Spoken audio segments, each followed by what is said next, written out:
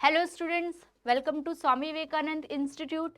My name is Shaheen and in this lecture video we are going to discuss the another part of data interpretation और इस हिसाब से आप लोगों के 7 लेक्चर्स में ऑलरेडी प्रोवाइड कर चुकी हूँ. तो 7 के बेसिस पे 2 DI मीन्स 13 to 14 DIs आप लोगों के पास अवेलेबल है. अब ये लेक्चर है 8th, इसमें 2 DI और आपको प्रोवाइड कर दिए जाएंगे. तो अराउंड 15 DI का स्लॉट आप लोगों के पास हो चुका है. तो इसके बेसिस पे आप देख सकते हो कि DI की preparation on the basis of daily आपको करनी पड़ेगी. ठीक है, क्योंकि ये जो DI वाला कॉन्सेप्ट होता है या मैथमेटिकल रीजनिंग वाला कॉन्सेप्ट होता है या RC वाला कॉन्सेप्ट होता है, ये डेली बेसिस पे प्रैक्टिस जितनी करोगे तो उतनी ही आपकी इम्प्रूवमेंट होगी. ठीक है, मार्क्स की इम्प्रूवमेंट होगी. तो ये आपको लेफ्ट ओवर नहीं करना है, ये आपको कंटिन्यूस मैनर में करते हुए जाना है. ठीक है, तो अब स्टार्ट करते हैं हमारा आज का लेक्चर, जिसके अंदर हम लोग 2 DIs के साथ ही कंपेयर करेंगे. और ये एक डिफरेंट टाइप का DI है. इस टाइप का DI आप लोगों ने नहीं कर रखा, तो मैंने सोचा कि इस टाइप का DI भी आप लोगों के साथ शेयर किया जाए, ताकि किसी भी टाइप का DI आप लोगों का ना रह जाए एग्जाम के पॉइंट ऑफ व्यू से. इस DI में आप देख सकते होगे there is different and different types of classification. लेकिन जो क्वेश्चन पूछा गया जाते हैं इस टाइप के DI में वो बहुत इजी होते हैं. हम कहाँ घबरा जाते हैं? हम घबरा जाते हैं in the respect of DI को ही देख के. तो क्या दे रखा है? नंबर ऑफ मेंबर्स दे रखे हैं लोकसभा के और राज्यसभा के. यहाँ पे नंबर ऑफ मेंबर्स लोकसभा के राज्यसभा के यहाँ पे भी दे रखे हैं. लेकिन कैटेगरी है on the basis of party, male female, on the basis of religion, on the basis of profession. तो इसको आप एनालाइज कर चुके हो. और यहाँ पे बोल रखा है टोटल 610 है, जिसमें से 465 लोकसभा के पार्ट है और 145 राज्यसभा के पार्ट है. तो डेटा को एनालाइज करना कितना इंपॉर्टेंट है. अगर हम इसको गो थ्रू नहीं करते, डायरेक्ट क्वेश्चंस पे आ जाते हैं, तो हम कैलकुलेट करने लग जाएंगे टोटल वाली वैल्यूज को. तो आप यहाँ से ही कुछ ना कुछ कंक्लूजन में आ सकते हो. आपने एनालाइज कर लिया है अब DI को. अब स्टार्ट करते हैं क्वेश्चन. क्वेश्चन का फ्रेम वही है, आप लोग क्वेश्चन को सॉल्व करोगे. आपको कुछ टाइम फ्रेम दिया जाएगा, उसके बाद मैं आपको एक्सप्लेन करूंगी कि इस क्वेश्चन को किस तरीके से सिंप्लीफाइड मैनर में सॉल्व किया जा सकता है. Try it fastly.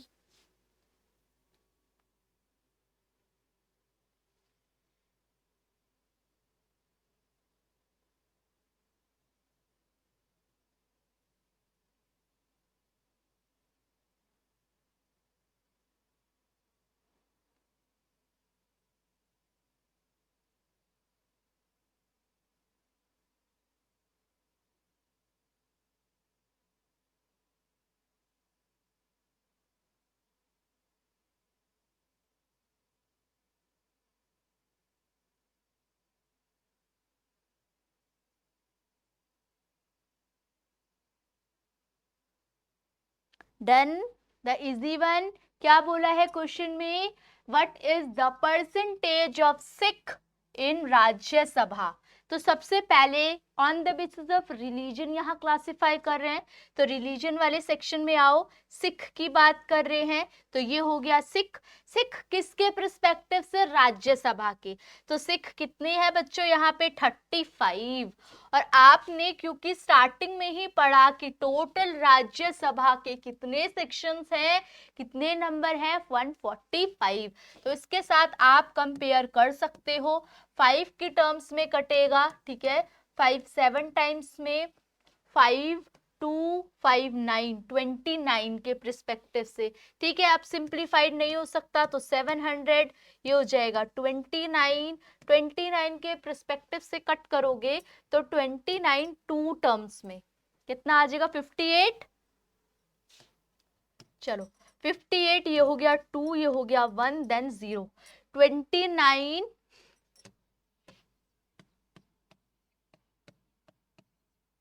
ये तो ज्यादा हो जाएगा 4 टाइम्स में, तो ये हो जाएगा 24. 24 पॉइंट समथिंग। तो आप देख सकते हो कि क्योंकि ऑप्शंस वेरी कर रहे हैं एक दूसरे से, तो आपको आगे सॉल्व करने की जरूरत ही नहीं है। 24.13% इज द करेक्ट आंसर। और आप इसको अगर आगे सॉल्व भी करते हो तो ये हो गया 4, और ये अब आगे होगा ही नहीं, तो ये समथिंग आप कैरी लोगे 40, देन 1 एंड देन 3 ही आएगा आपके पर्सपेक्टिव से। तो अब आप लोगों को समझ आ गया होगा कि किस तरीके से इस क्वेश्चन को सिंप्लीफाई करना था। क्वेश्चन में कुछ नहीं था, बट जो डेटाज दे रखे हैं उसको एनालाइज करना थोड़ा सा है कि हाँ हमें कहाँ पे पॉइंट लाई आउट करना है। अदरवाइज क्वेश्चन बहुत ही ज्यादा सिंप्लीफाइड मैनर में दे रखा है। ओके, क्वेश्चन नंबर 5 जो फर्स्ट है वो डन। अब क्वेश्चन नंबर 2 की बात करते हैं। जल्दी से सॉल्व करो इसको और कमेंट करो आंसर को।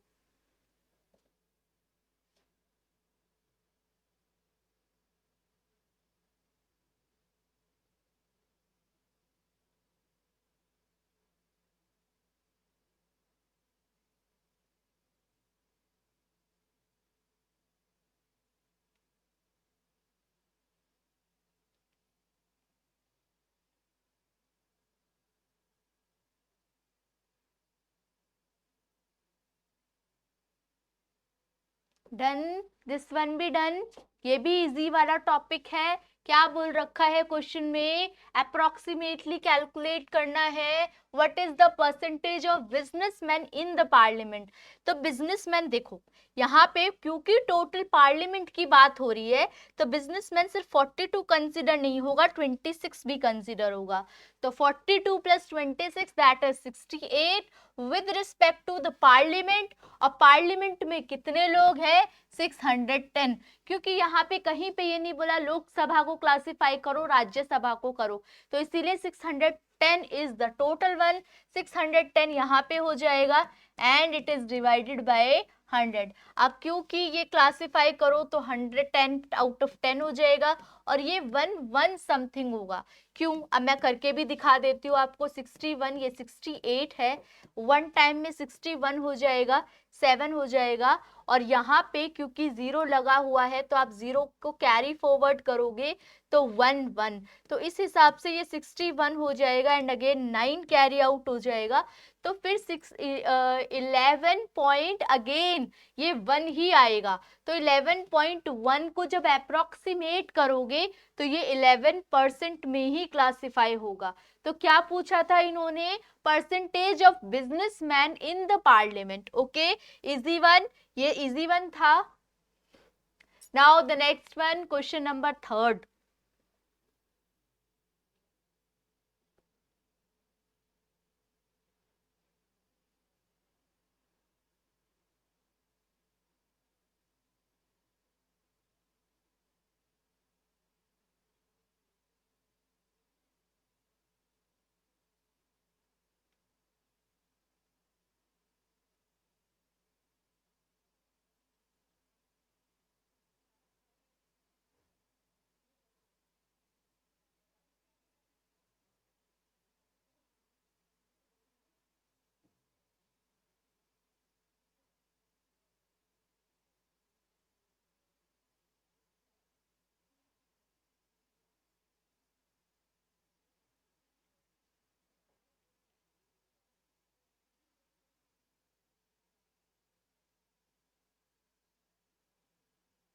Done. Okay. Now, if 20 males are replaced by 20 females in Lok Sabha, what would be the ratio of males to females in the parliament?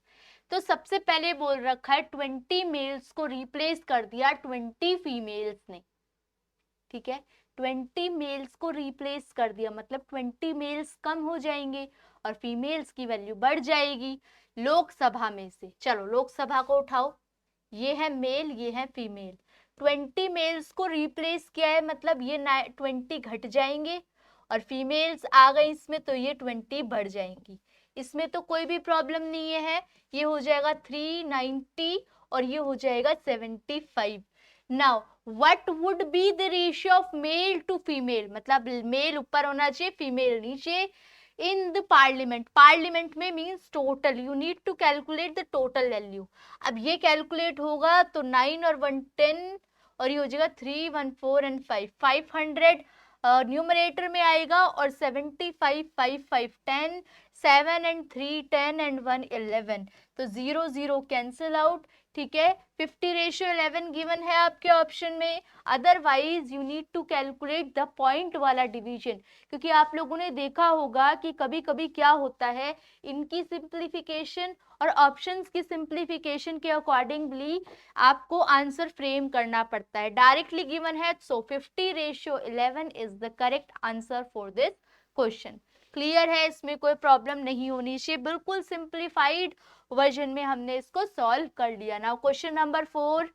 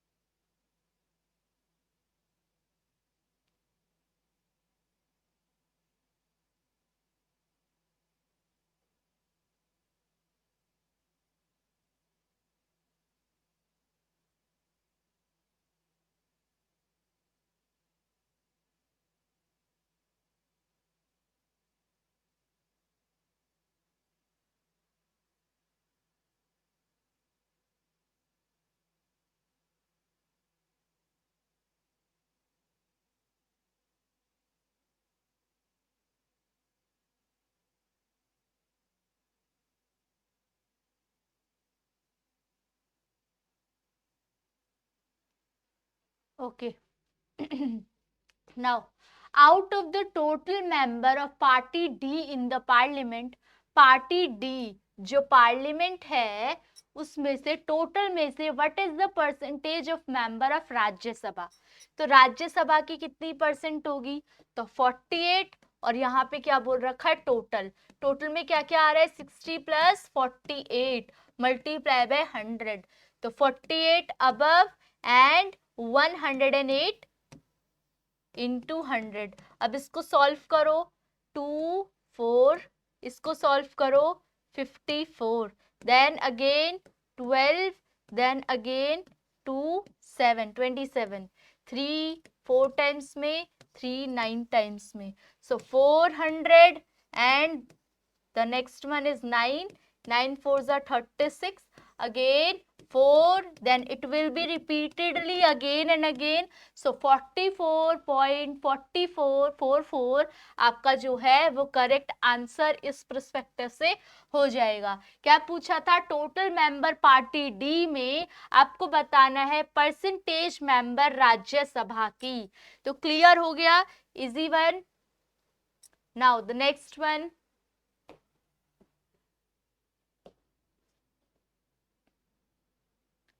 what is the difference between the number of members of party A and that of party B?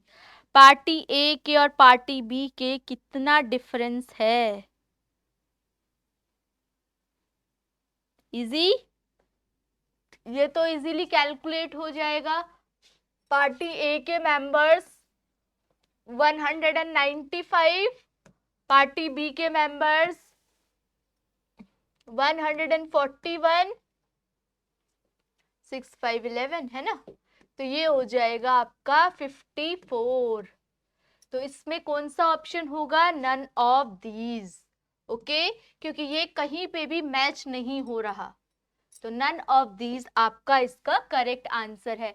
Simply question पूछा था, difference बताओ number of members party A के और party B के।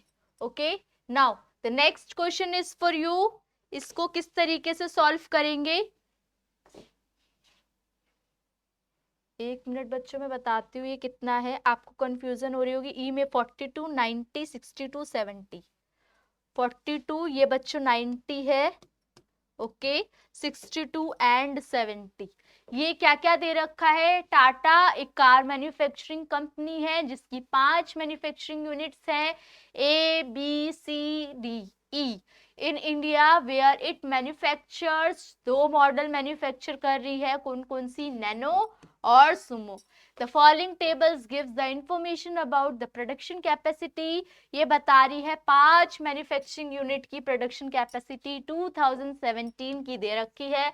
Capacity की जो utilisation है वो एक्चुअल प्रोडक्शन बता रही है इन अ ईयर, जो कि परसेंटेज के सिनेरियो में गिवन है, production capacity of the given manufacturing units उस साल के अंदर। तो जैसे टाटा है, इसकी प्रोडक्शन कैपेसिटी इतनी है और कैपेसिटी जो यूटिलाइज हो रही है वो इसकी परसेंटेज के बेसिस पे आपका कैलकुलेट हो रखी है। सो क्वेश्चन समझ आ चुका है, क्वेश्चन में कंफ्यूजन नहीं है कि किस टाइप से क्वेश्चन को सिंप्लीफाई करना है। अब इसका question number 1 is for you, जल्दी से इसको सॉल्व करें और मुझे आंसर बताएं। थोड़ा सा लेंदी हो सकता है क्वेश्चन, अकॉर्डिंगली अब आप इसको जल्दी से सॉल्व करो।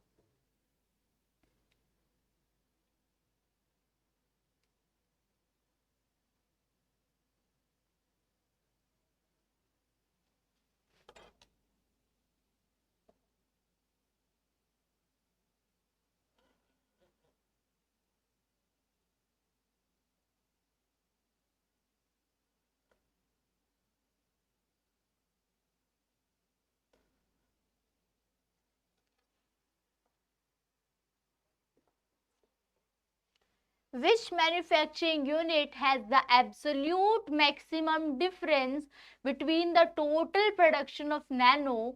क्या पूछा है, absolute maximum difference manufacturing unit total production of nano and that sumo in the year 2017. What you need to calculate is the percentage. Firstly you calculate these all and then these all and then you need to calculate the difference also. तो 1 by 1 start करते हैं। 36 का 40% कितना आएगा, 36 का 50% कितना होता है, 36 का आपका आता है 18 और 18 के अंदर आप 10 माइनस करोगे तो 36 इंटू 4 144, ये आ जाएगा बच्चों 144। अब 34% 8 का कितना होगा, ठीक है। तो इसके बेसिस पे आपको डिफरेंस कैलकुलेट करना है, 272 माइनस 144, तो ये हो जाएगा 8 और ये हो जाएगा आपका 28 1, ओके करेक्ट है। 128 विद रिस्पेक्ट टू 128 आ रहा है विद रिस्पेक्ट टू, इसे की कैलकुलेशन किस में दे रखी है आपको, ये थाउजेंड्स में, 2 modes, utilization express as percentage of production capacity, ठीक है। उसके बाद यहाँ पे नेक्स्ट वाला पार्ट निकालो, 32 का 50% तो 160 16 हो जाएगा और 28 का 50% होता है 14 प्लस 2.8, ये हो जाएगा बच्चों 16.8। फिर उसके बाद ये वाला पोर्शन निकालोगे तो 2 8 जा 16 हो जाएगा ये भी, और 28 इंटू 7 7 2 जा 14 एंड 5 19। उसके बाद ये वाला पार्ट निकालोगे तो 18, ये वाला पार्ट निकालोगे तो 75 95, 75 का 100% तो 75 होता है और 5% कम कर दो तो इसका होगा 10%, 7.5 और उसको भी आधा कर दोगे तो 37.5 होगा, तो ये हो जाएगा आपका 75 3.75। और इसको करोगे सॉल्व तो ये कितना होगा, 42 का 90%, 18 1 9 for the 36 137 and then 62 का 70, तो 2 7 जा 14 and 1 7 6 जा 42 and 143। तो इस पर्सपेक्टिव से देखा जाए तो जो डी ऑप्शन है उसकी जो सिंप्लीफिकेशन है वो बिल्कुल सिंप्लीफाइड मैनर में आ रही है, दैट इज 18,000 और ये आएगी 71 पॉइंट समथिंग। 75 में से आप माइनस करोगे 3.75 बच्चों, तो ये आपका कैलकुलेट होगा 71 समथिंग। तो इनका 7128 समथिंग आपका कैलकुलेट होगा, तो यही सबसे ज्यादा वैल्यू आएगी।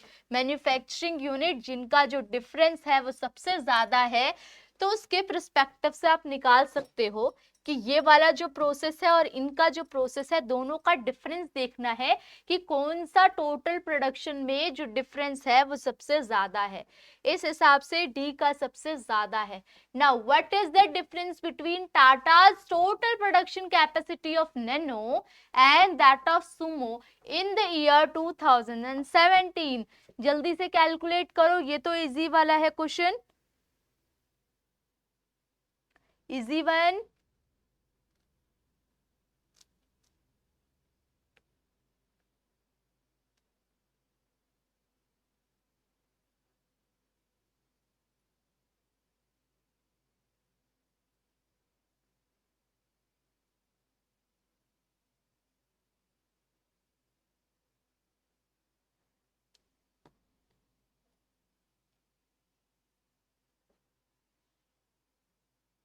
टोटल प्रोडक्शन की बात कर रहे हैं, तो मतलब नैनो का इसका पूरा टोटल और प्रोडक्शन कैपेसिटी सुमो का पूरा टोटल प्रोडक्शन, तो 6 to 8 to 10, then 3 4 4 3 7 2 9 6 15 and 4 19, और इसका क्या हो जाएगा 4 8 12 8 20 5 27, then 3 2 5 2 7 2 9 9 7 16 and 6 22। तो इनका जो डिफरेंस होगा वो कितना होगा 7 9 10 11 12, then 37,000 आपका जो करेक्ट आंसर होगा, दैट इज 37,000। क्लियर है बच्चों? क्या करना है इसमें, डायरेक्टली टोटल डिफरेंस पूछा था टाटा का टोटल प्रोडक्शन का, तो ये आपका इजीली हो गया। नाउ क्वेश्चन नंबर थर्ड, क्या पूछा है इसमें, जल्दी से इसको सॉल्व करो।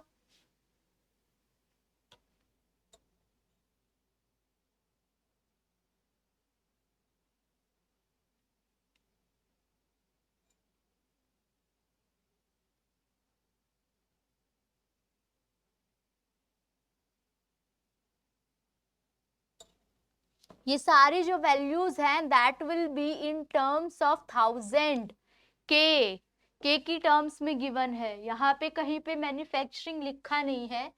टाटा आकार manufacturing company 5 units where it manufacture 2 models. The following tables give the information about the production capacity. 5 manufacturing units. Capacity utilization is the actual production in a year expressed as percentage of the production given units and in that year in terms of 1000. ये add कर लेना, ठीक है, ताकि आप लोगों को कोई कंफ्यूजन ना हो। क्योंकि अगर आप लोगों को वैल्यूज गिवन नहीं होगी इन टर्म्स ऑफ 1000, तो आप क्या करोगे, पॉइंट में आंसर कैलकुलेट करोगे, और जो कि आपका गलत आ सकता है इन दैट सर्कमस्टांस। तो इसीलिए आप 1000 वाला टर्म ऐड कर लेना। ओके, हो गया सॉल्व।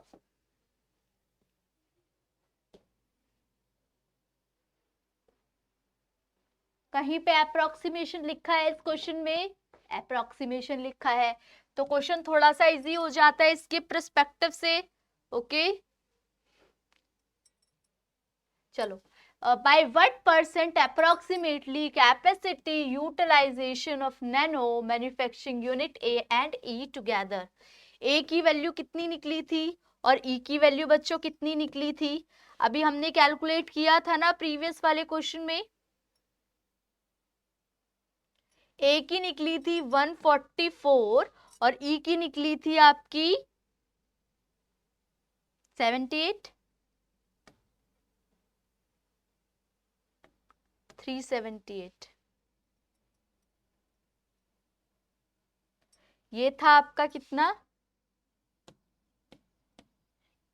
और ये कितनी थी आपकी 36 इंटू 4 देखो ये ऐसा है 36,000 इंटू 40% प्लस ई वाला पार्ट कितना है 42%, 42,000 का 90% कितना ज्यादा है या कम है with the production capacity of Sumo.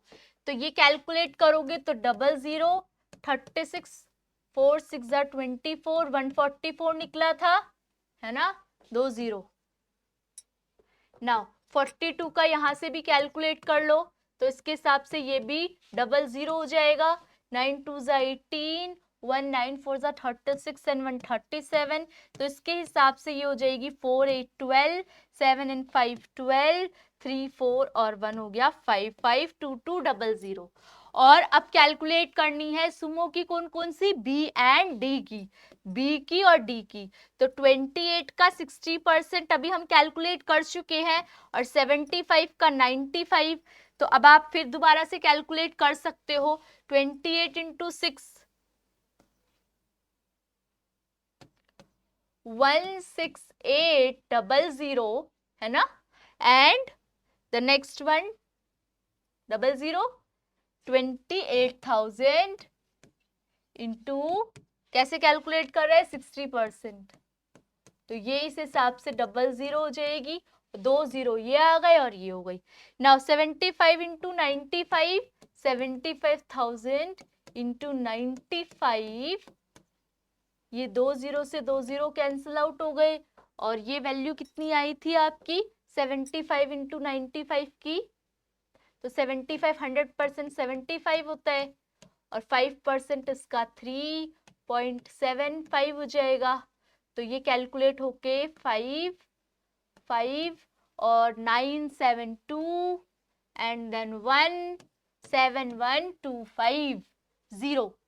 तो यहाँ पे आप जब 71250 में 16800 ऐड कर दोगे तो ये कुछ आ गया आपका 8 to 10 6178, ये हो गया 88050 88050 सब्ट्रैक्टेड बाय लेस देन और मोर देन पूछा था 52200। तो उसके पर्सपेक्टिव से कितना आ जाएगा, ये सब्ट्रैक्ट करना है 8, 7 में से 2 गया 5 एंड ये 8 में से 5 हो गया 35850। ये थोड़ा सा कैलकुलेटिव वाला पार्ट है, डिफिकल्ट नहीं है बट कैलकुलेटिव है। तो 35850 with respect to the comparative one, comparative one के साथ कंपेयर करोगे और कंपैरेटिव वन जो है वो वैल्यू कितनी है आपकी 88050, 880 आपकी 50 है, क्योंकि कंपैरिजन किसके साथ किया था, यहाँ पे बोल रखा था कि by what percent the capacity utilization of Nano manufacturing together, ज्यादा है या कम है किसकी कैपेसिटी के साथ, सुमो की, क्योंकि बी और डी में आ रही है। तो कंपैरिजन किसके साथ करें, सुमो के साथ।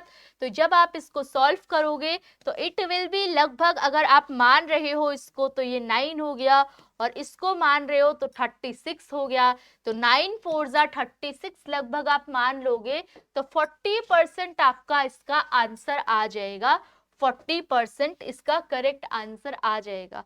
तो इस तरीके से आप देख सकते हो कि कितना कैलकुलेटिव पार्ट है, अदरवाइज डिफिकल्ट वाला पार्ट नहीं है। तो क्वेश्चन या तो आपसे डिफिकल्ट पूछ लेगा, कैलकुलेशन कम होगी, but you have to need to recapture and reevaluate all the concept. Otherwise question easy frame होता है लेकिन थोड़ा सा कॉम्प्लिकेट कैलकुलेटिव होता है। नाउ क्वेश्चन नंबर 4, जल्दी से इसको सॉल्व करें क्वेश्चन नंबर 4 को। What is the sum of the total numbers of cars manufacturing by Tata in the year 2017? कितनी हो रही है यहाँ पे, कितनी कार मैन्युफैक्चरिंग हो रही है। ये वाला इजी वाला है जिसमें हमने ये सारी की सारी वैल्यूज कैलकुलेट करी थी ना, इनकी, इन सब की वैल्यूज कैलकुलेट करी थी। देखो किस क्वेश्चन में कैलकुलेट करी थी, ये वाली।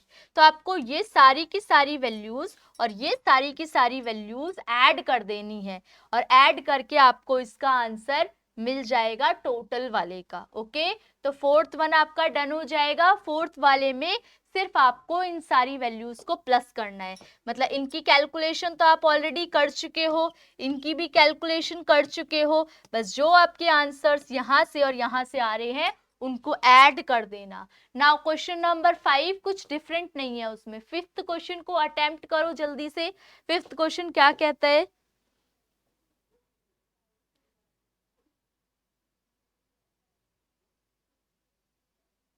The production capacity of Tata in India for nano in the year 2017 approximately what percent of production capacity of Tata in India for sumo। मतलब इनकी प्रोडक्शन कैपेसिटी और इनकी प्रोडक्शन कैपेसिटी कोई लेस नहीं है, कोई मोर नहीं है। अच्छा, यहाँ पे हमने कैलकुलेट किया था इसका टोटल पार्ट, कौन से क्वेश्चंस में किया था? देखो इसके अंदर हमने टोटल किया था ना 190 और इसका भी टोटल किया था 227। किया था कि नहीं किया था? जल्दी से बताओ, इसका टोटल किया था। तो उसी के बेसिस पे 190 कंपेयर करना है प्रोडक्शन कैपेसिटी नैनो की with respect to Sumo, 190 respect to 227 into 100। ये वाला है क्वेश्चन आपका फिफ्थ वाला। ठीक है, फिफ्थ वाला क्वेश्चन है 190 डिवाइडेड बाय, इसका टोटल है 190 और इसका टोटल है 227।